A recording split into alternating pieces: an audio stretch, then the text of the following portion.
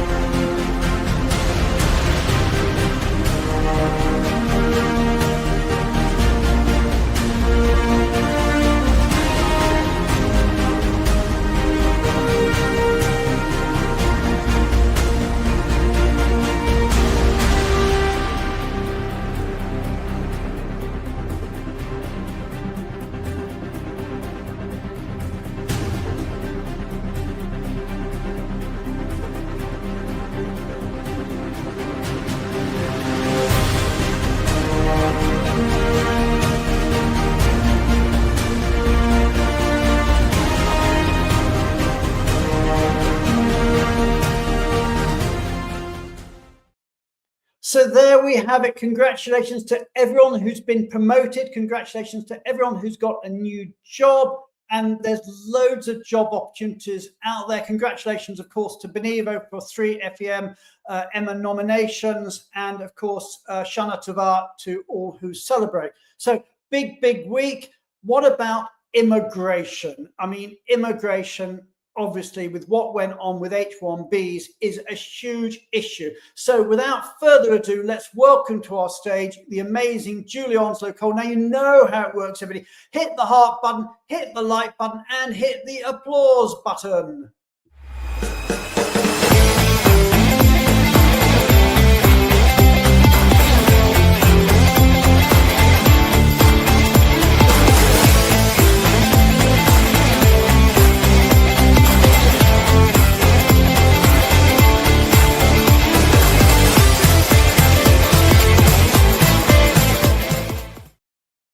Julia, hi. How are you doing? Very well, thank you. Great. Okay, I won't do any chit chat. We've got so much to talk about. So tell us about everything that's happened last week. Right. Well, everybody that's touching H1B visas, where the companies or immigration advisors, it's been a very, very busy few days. And what I want to try and do in these few minutes that I have is I just want to explain what happened on Friday, what the proclamation was, sort of what all the confusion was, and why it was why people were saying, you know, rightly so, that you shouldn't be traveling, etc. Then what happened when we got the clarification, so what we know now, what we still don't know, and then I want to really focus a little bit on what should you be doing in global mobility, because that's what Benevo's all about, is helping employers, helping businesses, and what should you be doing, and you should be thinking. And obviously, as Brian said, there's a lot that's happening, and I'm going to try and really deliver this very tightly for you over the next few minutes. And I just want to say the big thank you to all my US partners who are utterly amazing, who really have been working through the night, and they're all very much on top of this. And I'm simply just telling you what they've told me. So what happened on Friday night is Friday night UK time, Friday afternoon US time, is that there was a presidential proclamation. And it appeared from that proclamation, the words of it, to restrict entry of certain non-immigrant workers in the H1B category, and impose this new $100,000 payment requirement for companies hiring these workers. Now, just to get the scale of this, if you look at, it's called the lottery, this year for H1Bs, there were 85,000 successful applicants, and there were over 200,000 people vying for those places. So it's a very popular visa program. So this proclamation came out. There was a lot of uncertainty and anxiety. And at that point, the point of it coming out, the only safe advice was that those that were in an H1B category, who were about to travel, shouldn't travel outside the US, and those who were outside the US should try and get back before the deadline in the proclamation, which was midnight a Saturday. So as you can imagine, there was an enormous amount of work that companies were doing, contacting their employees, telling their employees. I happened to be in the Middle East, and I was actually told by one of the couple of the airlines that they actually delayed flights to let people get off the flights. Oh my God. Or yeah, so it was all quite dramatic. And then what happened is that there was then some very helpful clarification. And the most important point was this 100,000 payment is for new H1B visa petitions submitted after September the 21st, which was Saturday.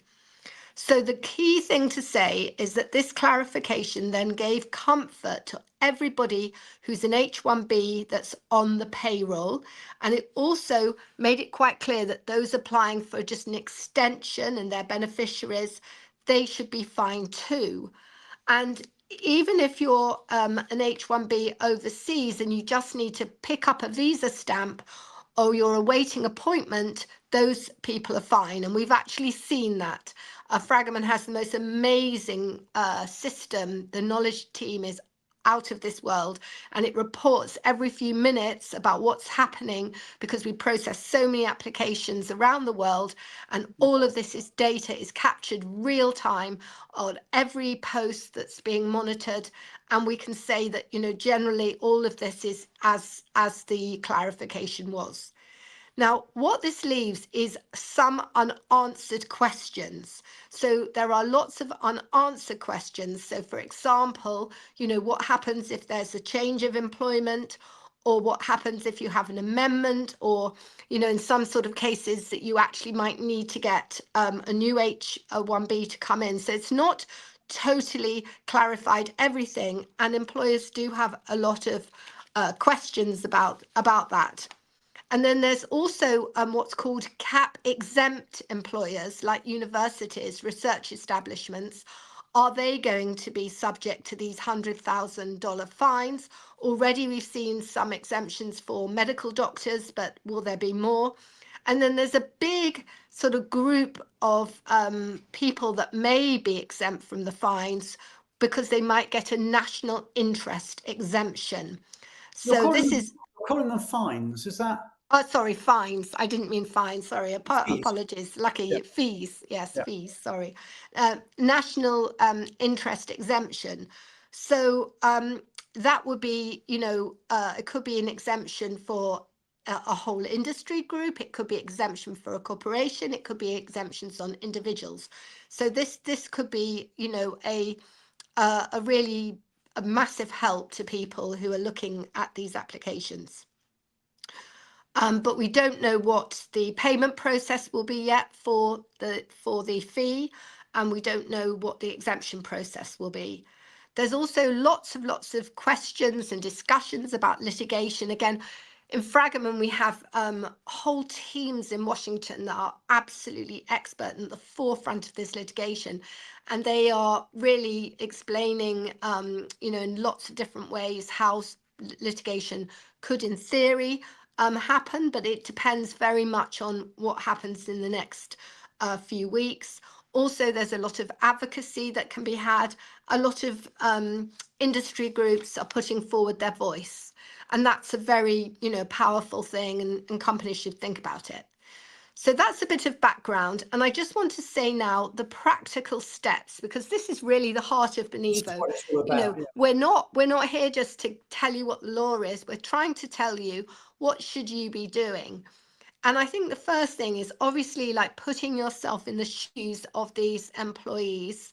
Obviously for them it's very worrying and concerning. So making sure you have really good communications, and then, you know, data and analytics has never been so important. And again, you know, it was really quite impressive to watch on the sidelines to see how Fragaman was able to pull off, like in an instant, a lot of the data and analytics about different clients' population. And I'm sure other vendors do this, but it's really important that you understand your population in great detail, who could be impacted, and also talk to the business about the strategies. This is the key. So what does the business feel going forward? Obviously, you know, as I said, there's lots of national interest exemptions that have to be explored. Also, other visa categories, like there's the L, the intercompany transfer, the O's for outstanding ability. So there's lots of other options, and all of these need to be considered.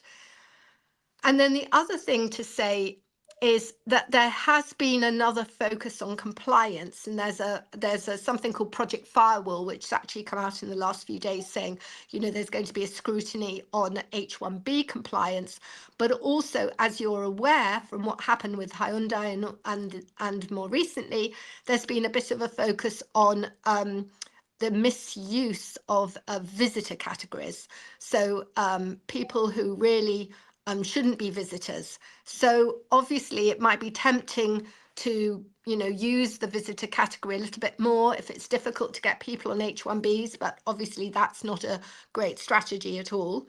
And it's really important that, you know, you look at compliance, and particularly with this Project Firewall, and also you keep up to date with everything. Again, that's something you really need to do. You need to have updates. I mean, the updates that I've been seeing are probably like one every hour.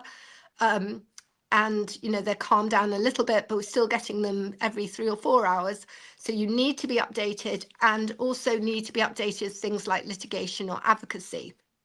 So much there, and so much information. I must say, we've got a change makers group, and obviously we're very keen for other people to be change makers.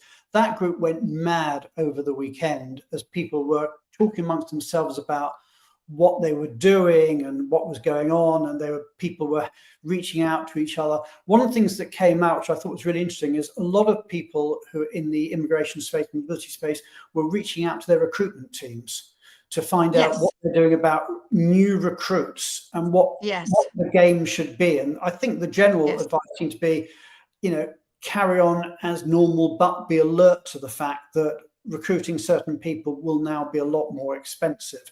But that link between mobility and recruitment seems to be, you know, more vital than ever. And the other thing that came out, which you touched on, was the importance of knowing where your people are. Yeah. Because if you've got people who are out of country, as happened much Friday night, you know, you actually need to know that. Yeah.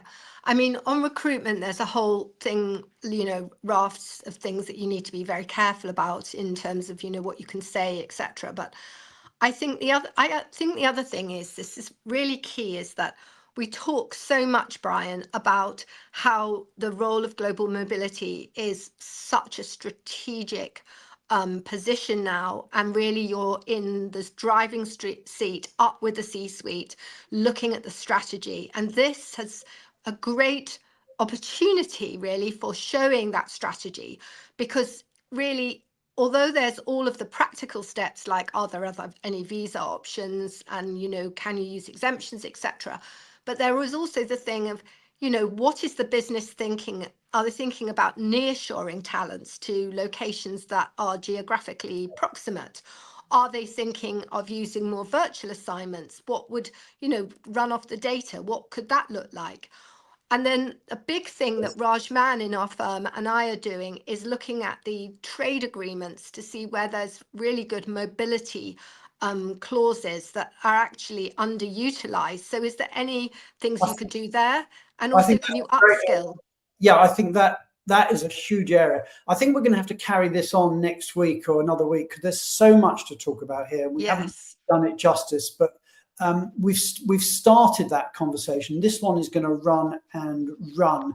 I know one of the people on LinkedIn said that, you know, Saudi has been doing this for years, but the concept of Saudiization, and maybe this is a bit similar of Americanization, or whatever the word is, of saying that, you know, this real push on focusing much more on, you know, local talent rather than only mobile talent. But I will, I'm afraid, have to move on, Julia. So could I just say something as just, I just would like to say a concluding remark, really, which is, you know, there's a lot of grey which will clarify over the next few weeks, but I don't think it's, you know, it's not a fatal blow, this, you know, it's going to be an ongoing journey where we get clarification. There might be, you know, a change in the pattern of usage.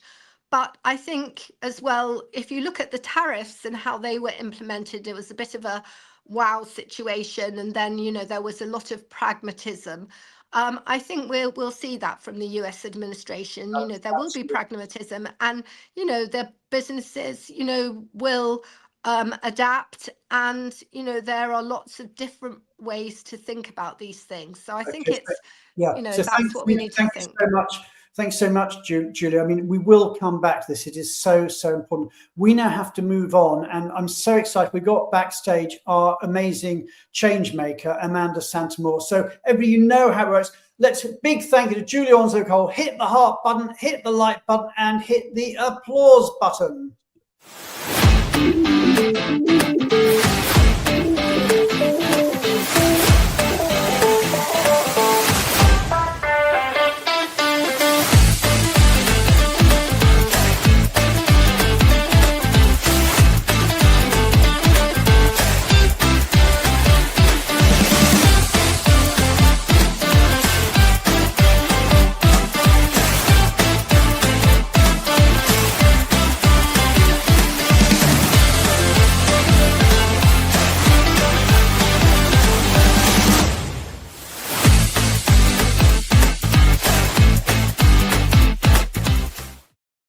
Amanda, hi, welcome to the show, or should I say welcome back, because it was only a little while ago you were on it before, but welcome to the show. Thanks, Brian. Great to be here. And Amanda, the reason you're back, actually, or one of the reasons you're back, apart from the fact we're promoting your charity, is you've also had quite a bit of change in your personal life. So last time we spoke, you were with Clavio and you were based out in Boston. So tell us, share your news with us. Yeah, that's correct. I've taken a bit of a career pivot myself. I am now an expat. My partner has started a company in Edinburgh, Scotland. So we very quickly up and moved over here, and I'm on the hunt for the next career journey. Well, look, anybody out there in mobility, Amanda is fantastic. I vouch for you. So if you're looking for somebody in Scotland or remotely, and especially you've got a lot of experience, haven't you, of scaling up. That's what we were talking about on the show, about really growing mobility programs. And you've done that a couple of times in the past, haven't you, in your career?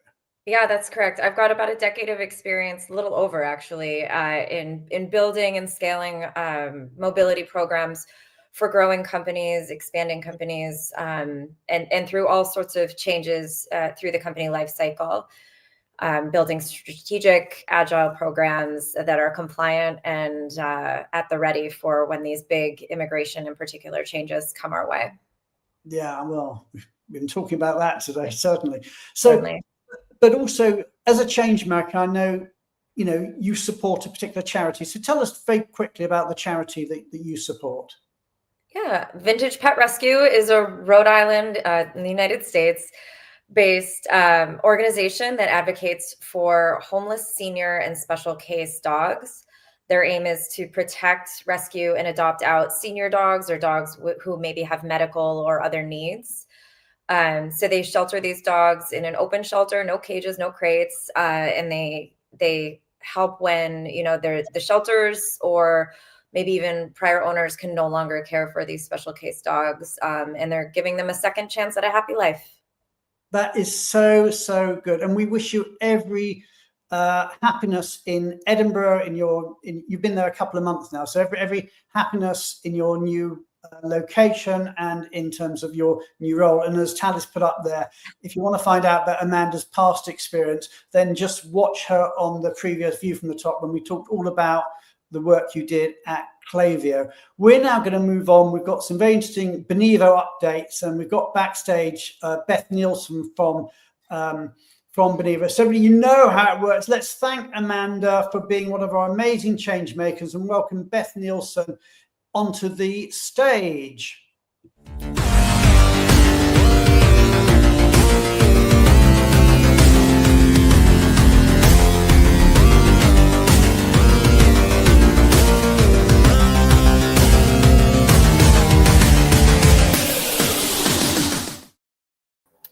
Beth, hi. What's new in the world? Well, just a couple of things to shout about today. The first one is about mobility intelligence. As you can see from your lovely backdrop, we're really thrilled. Yeah, there's an MI for that. We're really thrilled to share that on the 9th of October, 11 a.m. Eastern, 4 p.m. UK, there's going to be a MI show that you can sign up for. Tally's going to be sharing that link in the chat. So if you are from a corporate, please do sign up. The last session that we did was so well received, and there's going to be even more to see this time. So please do come along to that.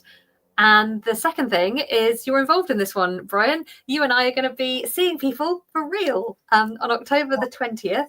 Benevo is going to be, Benevo is going to be at FEM, and we are going to be presenting on the first day. So please do come along if you're at the conference. But also we're going to be hosting a meal on that Monday night for anyone who's staying in London. And again, there's another link that we'd love to share with you there. And we'll be doing some mobility intelligence, some MI reveals live at the meal. So really excited to share both of those updates with you. Okay. And next week, we're going to be starting the top 100. We won't say what it is yet, but we're going to announce next week what is this year's top 100 list. And it is going to be super, super exciting. That's all coming next week. We're now going to move on. We've got backstage the amazing Louise Atkinson, who is the Chief People Officer at Babcock International. And to say that her career path to becoming Chief People Officer is not conventional is probably a bit of an understatement. So we're going to be finding all about that. We're going to be talking about changing swim lanes. We're going to be talking about zig-zag. And I know this is what everyone has been waiting for. So now in the audience, all you need to do is hit the heart button, hit the like button, hit the applause button. And as if by magic, Louise Atkinson will be joining us live on stage.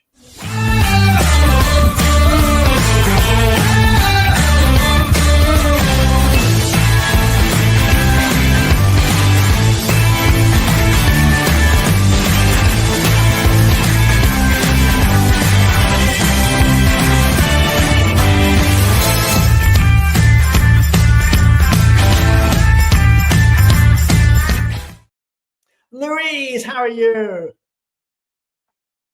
Oh no, I can't hear you. Oh no, I can't hear you, Louise. I'm not sure what's going on here. I'm going to bring Beth on stage. Beth, can you hear Louise? I can't hear Louise either, I'm afraid. No, not this time. No. Oh my gosh. Right, we're going to sort that out in a moment. But whilst we're sorting that out, and I'm not sure how we're going to be sorting that out, we may have to get you to come back in. Tally is looking into that for me at the moment. Yes, we can hear you. Yes. Oh, great. Cool. No, I was just saying, Brian, yeah, thank you. Backstage I've never again, heard quite like that. So thank you for that introduction. That was lovely. Thank you. It is great to see you. So where in the world are you, Louise? Oh, I'm in London today. It's actually a pretty lovely day today. So yeah, here in central London in our head office. Okay, so you are Chief People Officer, which is, well, kudos to you. Very, very prestigious. Great to have a Chief People Officer on our show. No, it's great to have you. But tell us a bit about Babcock. So tell us about what you are Chief People Officer of. Sure. So I'm responsible for all of our people-related functions here at Babcock. So I look after HR. I also look after safety and security for the group. So Babcock is a 26,000 or so colleague company. We're a global defence business, British defence prime, and we operate across all of the defence domains and some non-defence businesses as well. So our corporate purpose is around creating a safe and secure world together, and we work really closely with governments around the world, with the armed forces, and as I said, in non-defence sectors as well. So I've been with Babcock for 12 years now, and I am an imposter Chief People Officer because I've come into this role without an HR background, which is actually not as unusual as it might sound. There are a number of other Chief People Officers in the kind of FTSE 100 circles that don't have HR backgrounds as well, but yeah, very much an imposter. Well, so you've got a bit of imposter syndrome going on there, but I don't know. I mean, you know, you've got a different career route. I mean, I'm not sure there is such a thing as an imposter, but what you didn't do, I mean, a lot of people start off in HR and go up the greasy pole and get to become, you know, head of reward or head of talent or Chief People Officer, going through that route. But let's step back. I mean, you started at uni. What were you studying at university? Let's go back to the beginning. So I did a degree in psychology. It was actually a BSc in psychology. So it was very much more on the sort of medical side. So pharmacology, neurology, and I had a real passion for dementia. That was my kind of area of interest. So I had always hoped to stay and study and be an academic, but then got sucked into the corporate world and never went back. I can see a link between psychology and HR. I can see that as absolutely.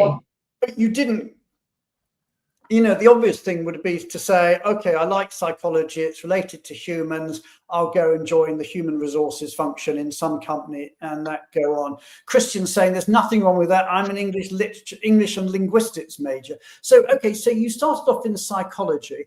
Yeah. But then what was your first job out of uni? Where did your career path start? So I did a graduate scheme in the insurance industry, so in financial services, and it was the most amazing introduction to business. It was a 2-year, pretty intensive grad scheme, which sent me all around the country and learning lots of different skills. It was a brilliant introduction into corporate life. In HR? No, and it was a kind of generalist business grad scheme in the claims element of Zurich, the kind of global insurer. I was very lucky to be part of that program. It was a fantastic. Okay, so you went on the grad scheme with Zurich. You did 2 years of doing no HR. No. So then you left Zurich. Where was next on your career journey? So then I took a short stop into construction. So I literally went from, beautiful offices in central London to working in a porter cabin in PPE. And I worked for a quarrying company for about 4 or 5 years in a procurement supply chain role. Procurement supply. Okay. Yeah. So you're doing procurement. I'm trying to get where HR comes into this. So you've done a graduate program, you've done procurement, you've done supply chain. That was with the quarrying company. Yeah. And you were there. And then you moved. Where did you go after that? Is that when you? And then I went to hospitality. So then I went and did a few years for the UK's biggest pub and restaurant company, where I did a number of different roles, a procurement supply chain role there as well. And then I did a business transformation program there. And then I had my first career break, if you like, my first stint on maternity leave.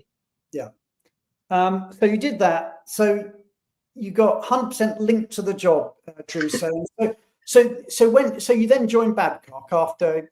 And then I joined Babcock. Yeah. You joined Babcock, but as I understand it, when you joined Babcock, you joined into procurement.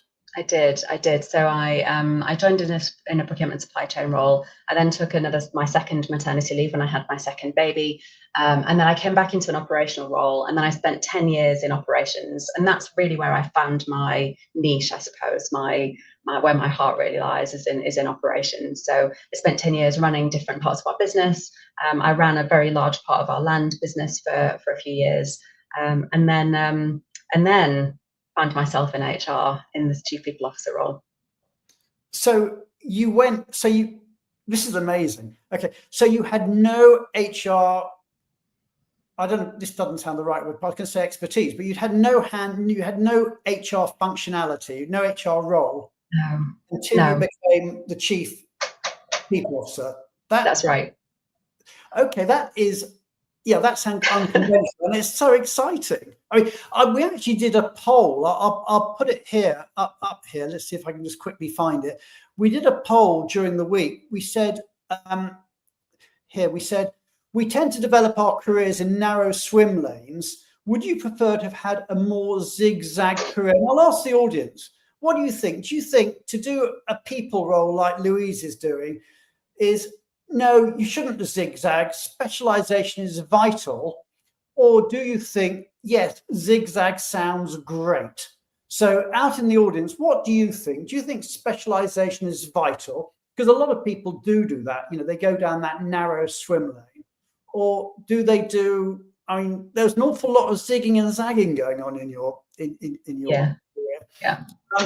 And I'd be very interested to see. So out in the audience, tell us what you think. But let me just carry on before we reveal what the poll said. But Louise, let me just ask you that question. Okay, so you've zigged and you've zagged. Why is that important from your perspective? Why is that powerful for the ways of looking at business? And Ferzine's commented, by the way. Ferzine's put in here Ferzine's in the Bay Area, and she said, love this. It's exactly what companies need to do to attract the best talent, drawing from a wide range of backgrounds rather than limiting to past experience. Recognizing both attitude and aptitude is truly the mark of a great leader. And Christian has said, zigzag internationally, not the easiest way to go, but definitely worth it. And Imelda has said also she's all for zigzagging. In fact, I'll tell you what the audience said. I find this incredible. The audience said, when we did a poll, 92%, which is awesome, said zigzag sounds great. Only 8% were saying that you should be specializing. But Louise, let me just ask you that question. From your perspective, why is zigzag, we know it's unconventional, why is it so important? So I think it's important from both the individual perspective and an organizational perspective as well. So from a personal point of view, I have a very low boredom threshold. So I love being in new spaces. I love learning new things. And often when I get to the top of the learning curve, I'm kind of looking for the next thing to go and learn. And actually being able to go into a new environment, it means it really tests your mettle. It really tests your instincts. You can't rely on, well, I've seen this and done this and it's come across my desk 20 times before. You've got to really go back to first principles and rely on your capabilities and your skills, which in one sense is really nerve-wracking, and in another sense is just incredibly fulfilling. And I've worked across so many different sectors, and you learn that actually across all sectors there are common challenges. I've always been amazed by how common the challenges are that the hospitality industry is facing and the defence industry are facing. You would think we're completely different sectors, but actually common themes and common challenges in both. So from an individual perspective, it gives you a really rich experience and a really rich career, and lots of opportunities to go and explore. And from an organisational perspective, equally as important, if not more so, and particularly in our sector in defence at the moment, we are facing a pretty unsettled geopolitical environment. We've got a lot of threats that we're facing that we've never dealt with before. And so we can't fix those in an echo chamber. We can't innovate if we don't bring different voices, bring different experiences into our industry, into our business. And if we just ask the same questions of the same people all the time, we're just going to keep getting the same answers. So we need different voices in the room, and that's the only way we're going to do it, is by being open-minded about how we bring people into our organization. Yeah, we're getting loads of comments coming in from around the world as people. We put up a few, but let's just look. Andrew said, zig-zag. Louise's career has clearly set the foundations for understanding any organization's most critical asset, the people. I mean, that's a really, really interesting point, isn't it? That maybe you actually get a better understanding of the people issues in the organization if you're not, I'm trying to derogatory, I'm not to, if you're not in the HR silo, but you're actually in different areas, whether it's procurement or operations or whatever. So within Babcock, is that something that you're developing very much intentionally to move people around? Yeah. Yes, we have to. We can no longer recruit and grow at the scale and at the pace that we need to by doing the same thing that we've always done. So we've been forced to change our approach, and we've launched a couple of really exciting programs in different parts of the country, looking at bringing people into our industry who never would have seen themselves working in defence, who have got maybe some different stereotypes about what it means to work in defence. And really starting to break down those barriers and give people really interesting career opportunities that they might not have had otherwise. So yes, it's a very deliberate act for us at all levels of entry into our organisation, from early careers through lateral entry, and even thinking about how we can build our alumni so that we can keep people in the workforce who maybe are ready to retire and want to do less in the week, but we want to keep them in our enterprise because they've got niche skills that nobody else has got. So it's very deliberate. But what about the barriers? I mean, there must be some barriers to moving between function, because if you're moving between function, then I can imagine a couple of barriers. One is you won't, almost by definition, have the technical skill of the function you're going into. But the second one is you may become the boss of someone who's actually more technically competent than you are. And I know you laughingly refer to imposters, being an imposter, but do you find that there's a risk of resentment, that you're coming in over somebody and that they've got the technical skills and they're almost trying to catch you out because they've got skills that you have? I mean, how do you overcome those barriers to moving cross-function? Yeah, it is a challenge, and I've definitely encountered that a couple of times in my career. When I took on my last role, my operational role, I was running a big asset management defence equipment business, and one of the first questions I got asked was, what do you know about fixing tanks? And my response was, I don't know anything about fixing tanks, but that's not what my job is. My job isn't to fix the tanks. My job is to run the business. And actually, I know quite a lot about running businesses.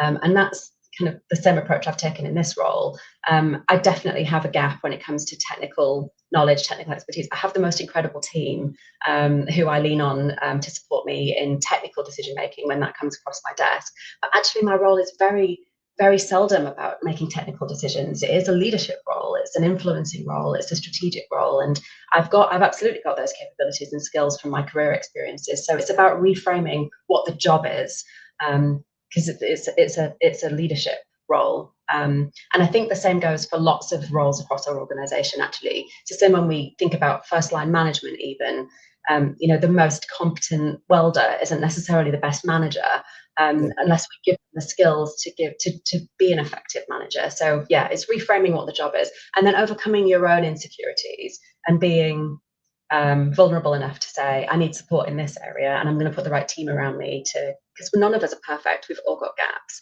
but facing into that and putting the people around us that can help us be the best we can be, I think is part of the answer. What about the international aspects? I mean, a lot of our audience have got international expertise, either personally or the people they manage. But how important is it in terms of the development of someone to zig and zag cross borders? Yeah, I think that the international dimension is so important. We have people in 25 countries around the world, actually, I think the people that are used to working internationally have developed this skill set, which is quite a universal skill set of always having a beginner's mind, always, never being the person in the room that's got all the answers, and having to approach situations, even from a cultural perspective, where they're willing to learn, willing to work differently.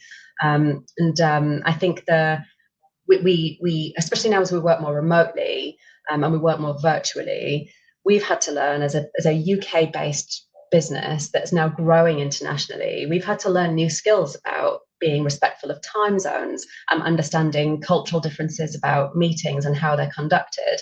And so that kind of global mobility is in itself a skill set that can be applied when moving from discipline to discipline, for example. So yeah, I think it's a super important element of someone's career development.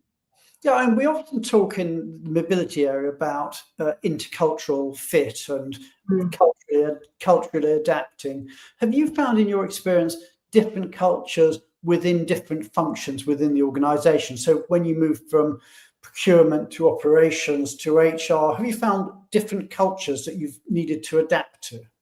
Definitely. Babcock is a really interesting business because we work across all of the domains. And actually, if you traverse our organization, you'll find different cultures that tend to mirror our customers' culture. So our maritime business tends to mirror a naval culture, for example, not kind of, specifically, but that we have cultures within our organization. So part of my job as a function, as a people function, is to instill a Babcock culture across our organization and make sure that we have common purpose, common set of principles, common set of behavioral expectations, and kind of bring people on that journey so they feel part of the Babcock whole without losing that customer intimacy that's so important to them and to our customer as well. So yes, microcultures we call them, and it's important not to lose those.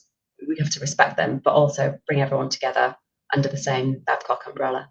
Exactly. So it's like there's a parent culture and then individual, focus on culture. Because some areas are going to be a lot more, how do I put it, techie, for example. Yeah. And it's going to be much more about technical learning and knowing legal requirements, whatever you. And other areas are going to be much more softer skills or emotional intelligence, etc.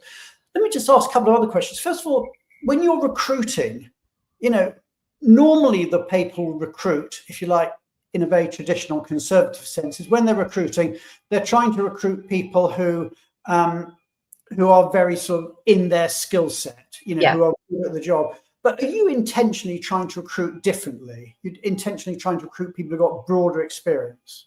Yes, absolutely. And not just thinking about experience, but thinking about natural traits, thinking about somebody's needs and drivers and their motivations. So, for example, thinking less about academic scores and kind of picking the top scoring academic people, instead testing for motivation, testing for people who really feel a genuine affinity to our business or to our sector, and that being a key differentiator. We also test for things like learning agility. So we've got a number of programs in our organization where we can bring people in who might be partially skilled for a role and then put them through rapid development programs so that they can then progress their career within the company in a way that they wouldn't have done if we'd just been testing for, have you done this job before for the last 20 years? And we've got some really lovely examples of that, where we've brought in, for example, small numbers at the moment, but we've just recruited a number of hairdressers who are now training to become welders, because actually the underlining... No, you've got to say that again. So we've recruited a small number of hairdressers whom are training them to become welders, because the underlying capabilities are actually very similar. It's fine motor skills, it's attention to detail, and it's something that we can reskill people and give them a different career than they ever would have imagined. So yeah, small numbers at the moment, but it's a really cool pilot to kind of prove the theory that it's we've got to think differently. That is just incredible. I think if I'd started this show thinking we're going to be talking about how to retrain hairdressers to become welders, I would have sort of fallen off my seat. That is kudos to you. That is just incredible. Tell me, I've got another question. What about gender? Does gender play a role in terms of who feels empowered, or how people feel empowered to take that leap from one function to another? Is there a gender issue in all this? I think there is. I think it's my opinion that it is. I don't have any data to back that up, but in fact, there is data, isn't there? There is data in the social science that says, for example, women are looking to tick 10 out of 10 of the boxes on a job description before they'll apply for it, whereas men tend to be more confident in applying for roles when they maybe tick 6 of the boxes. So there is data behind this. In my experience, it's definitely a factor that. That feeling of I need to be perfect before I'm ready to move on, and how will I cope with understanding that I've got gaps in the role that I'm going into. Gender definitely has a part to play. From a defence perspective, as we try to attract more and different people into our industry, we need to break down some of the stereotypes about what it is to work in defence. So when I say to people, "I'll work in defence," they say, "Oh, are you ex-military, or are you an engineer?"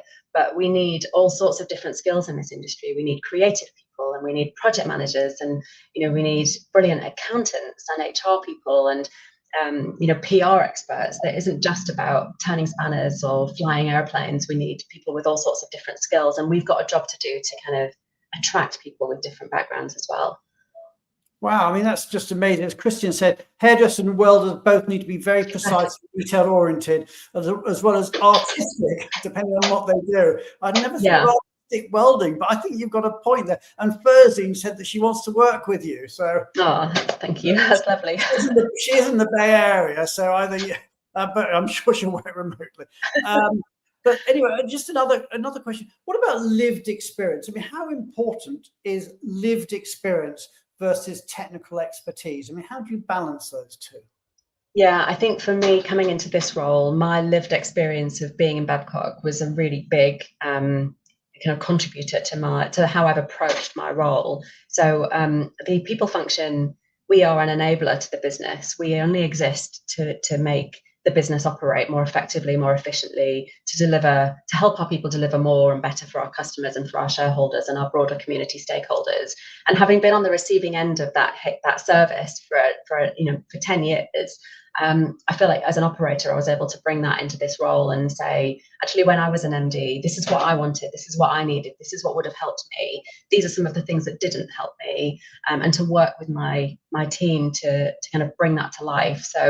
And I think that operational mindset is something that a lot of really brilliant HR people have, because they work so closely and embedded within the organization. I always feel like the business partnering stream of my function is such a rich part of the team that understands so deeply the day-to-day challenges that our managers are facing, and are able to help guide and steer the direction of the people function. So yeah, I think that kind of as you said, that lived experience is something that other people do still get sick of me saying when I was an MD, they kind of want me to stop saying that, I think, now. But I think it's an important feature. There might be companies out there listening to you thinking, this is amazing, but we don't do it. Okay, but because I think you guys are in probably a minority, probably quite a small minority of companies that do this. But companies that want to, companies that have been inspired by you, how can they build systems that encourage stretch moves? So I think from an internal perspective, getting a bit clever about how you manage your talent pooling, I think, is something that we're doing more and more of. And again, getting away from experiential assessment to some of the deeper psychological characteristics that someone might have that might make them appropriate for the No, role. we're coming back to your degree in psychology. I know. It's funny, you know, I say a lot lately, I never thought my psychology degree would come in handy in business, but yeah, lo and behold, it does. So yeah, thinking differently about how you manage talent and having different conversations, thinking differently about what jobs are. So, and I still have people say to me, I'd love to be an MD, but I'm not an engineer. That's not the job. So again, kind of redefining what jobs are and what skills you need to be able to do them, and making people feel like it's possible. So I think most, you know, organizations of scale will have examples of people that have done unorthodox moves, put the spotlight on them, you know, make sure that people feel like it's possible. And then when people do make leaps, making sure they've got support around them so they can be successful, because sometimes those unorthodox moves, they can feel like a risk. And sometimes people might not want to take that risk because they might think, well, if I fail, what does that mean for my career, my reputation, my livelihood? Making sure that those risks are de-risked as much as they possibly can be with the right support around people. And then from an external perspective, there are some real basic process changes that you can make to make it more possible for people to be attracted into roles and for you to consider them as kind of credible candidates. You know, that person that spent 20 years managing defense projects might not be the best candidate for the project manager role that you're at. It might be somebody from a different sector because they're going to bring you a completely different way of doing things. So yeah, being open-minded, breaking down some of these process things. We're using AI more and more to look at CV screening to try and pull out different ways of looking at CVs, for example, to look at under the hood of people, you know, rather than just these are the jobs I've done for the last 20 years. So yeah, there are a number of interventions that we're putting in place. It's not perfect, right? It's slow going, and you know, we're still on the journey, but it's very deliberate, and it has to be. Okay, so I don't want to be negative, but we've talked about all the advantages of zig-zag. Are there any downsides, either from a personal point of view or from an organizational point of view? There are definitely risks to manage. And if I think about my role in particular, and my move into this role, I do have to make technical decisions that rely on me having access to technical expertise that I can take in to use to make that decision. And as I said at the start, I'm really lucky that I've got an incredible team. Actually, I built that incredible team to make sure that I did have that expertise to lean on. But that's a risk, right? If you didn't have that, if you weren't able to be vulnerable enough and humble enough to say, these are my gaps, I don't know everything, I'm going to need my team to support me, which in my opinion is what the best leaders do anyway, irrespective of what job they're in, then that is a risk. I guess there are some roles where technical expertise is an absolute must. So if you are an engineering technical authority, if you're an engineering director and you are being asked to sign off technical aspects of that role, then you know, I wouldn't ever imagine that you could go into a role like that without a technical background. So there are roles where it's going to be more difficult. So are there downsides? I can't think of any downsides, but I can certainly think of risks. And as you say, you talked about resentment and you know, people who might feel like they've been sidestepped for a promotion that they might have felt they were more kind of suitable for by somebody who doesn't even have a technical background that they have. So that's definitely a risk as well. So managing that process, managing transition, being clear and explicit about why someone's the right person for that role at that time is part of that. And I was very much supported by my CEO when I came into this role in that kind of transition, in explaining the appointment, explaining the logic, explaining what my vision for the role was, and that's I think a key part of that de-risking as well, is managing that transition carefully. Let's just pull up Lisa's comment again. Lisa said, thank you so much for this. As someone considering a pivot back into HR after years purely in global mobility, this is very heartening. So let's take Lisa's point there. So Lisa is currently working in global mobility in what is presumably quite a specialist role within HR, but wants to pivot back more into an HR, and I'm guessing, but please confirm, into an HR operations role. What advice would you give someone like Lisa looking to pivot out of mobility into the broader HR function? So I think any career change is exciting and terrifying, but I would always say to follow your instincts and to, as I said about the de-risking, making sure that the pathway is in place to assure success as much as you possibly can, acknowledging where you might need to update knowledge and experience, or update knowledge and expertise, making sure that you've got a coach or a mentor alongside, if you're having that day where like, oh my God, what have I done? You've got somebody you can pick the phone up to in a safe space and go, oh my God, what have I done? And somebody that can kind of talk you down from the moment. So yeah, making sure that like you will only know what those things are that you will need to be successful, but making sure that you've got those things in place before you make the move, I think is a really sound way to de-risk it. But yeah, do it. Just do it. What's the worst that can happen? Yeah, I mean, Ferdinand commented earlier, she said, almost like our theme tune should be ABBA, Take a Chance on Me, which I won't sing, but she's but Tara also said, and Tara is in the Bay Area and has recently moved from a consulting role to Aon, and she has said, really glad I joined the conversation today with Louise and everyone today. Nice to hear a broad view of HR and how to approach work differently. I mean, it is uniquely different. I mean, we're getting towards the end of our show, but what sort of advice would you give to people managing their careers? Maybe even advice you would give to your younger self, earlier in your career.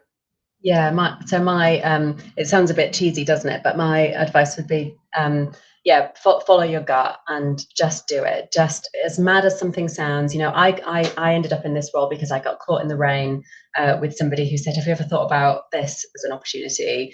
And my first instinct was, that's crazy. And it's actually been one of the best decisions I've made, one of the best career moves I've made. And so the crazier, the better. It's going to be a cheesy Nike quote. So just do it. And I don't believe in the concept of risk taking. We're going to take a chance on someone, we're going to take a risk on somebody. If you put the right mechanisms in place and support people, everybody wants to come to work and do a great job. So if you support them in doing that, then they will. And that's not a risk, that's an opportunity. So I don't want to put words in your mouth, but if I was to say to you, which is your favorite bit of your job, I mean, in terms of your career, would you say to me, HR is the best bit, or actually the best bit is the very fact I've changed? I mean, tell me a bit about, your fondness for different areas where you've worked, and what was the, what's been the most fun aspect of your career? In 60 seconds.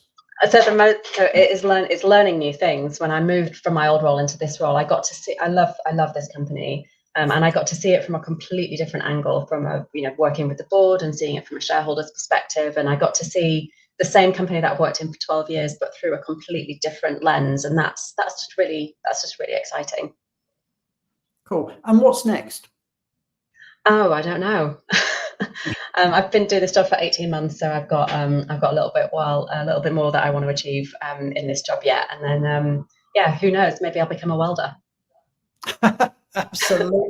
We'll go full. No, I think you want to go back to your psychology at some point. Maybe. I'm a professor of psychology somewhere. I mean, maybe. It has been incredibly eye-opening, and it's just such a different way, because all our focus has always been on, as I put earlier, climbing that greasy pole and being, of going in our, as you put it, in the swim lane. And actually, the way of building a career completely differently, completely, dare I say it, as you said it, unconventionally, is so exhilarating that it's a shame that we're at the top of the hour. So what we're going to do is we're going to bring back our other guests, the amazing Amanda Santamore out in Edinburgh, Benevo's very own Beth Nielsen, and of course our wonderful producer, Tally Goran.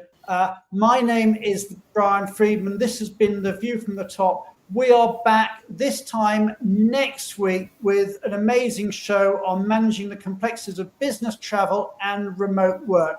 So all that really remains is for me to thank you, the audience, and our very special guests, Amanda, Beth, and especially the wonderful and indeed inspiring Lou Atkinson from Babcock. Take care, everybody, and have a great, great week ahead. Bye. Bye. Bye. All right, thank you.